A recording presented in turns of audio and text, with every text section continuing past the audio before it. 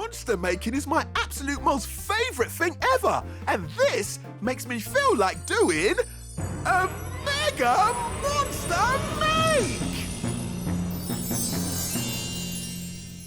Let's see what's on the Recycling Express!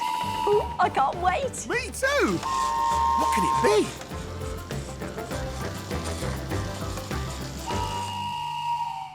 Empty tissue boxes with holes in the top.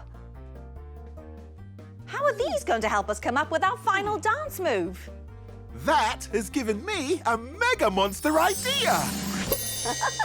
Tissue boxes are so useful. You can put all sorts in them, like coins, or not so stinky socks, or small toys. But these tissue boxes are going to help us make a funny pineapple puppet.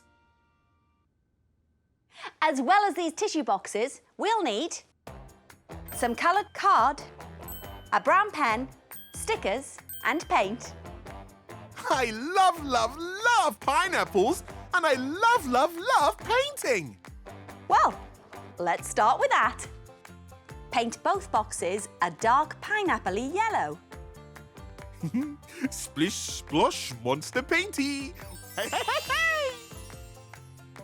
While we leave these to dry, take the green paper and slowly rip it into long triangles. Oh yeah, monster rip. Let's put these to one side and we can make the pineapple puppet's mouth. Make sure the tissue box holes are facing each other like this. Next, glue the rectangle of yellow card onto both boxes. And we've made a bendy hinge. Now it's time for the green triangles. That's right, Murphy. We'll fold the ends Gluey, gluey, gluey. and stick them to one of the boxes. Stick, stick, stick. Look at its funny spiky hair. Our pineapple puppet needs some details. Ooh, I think we need a little help.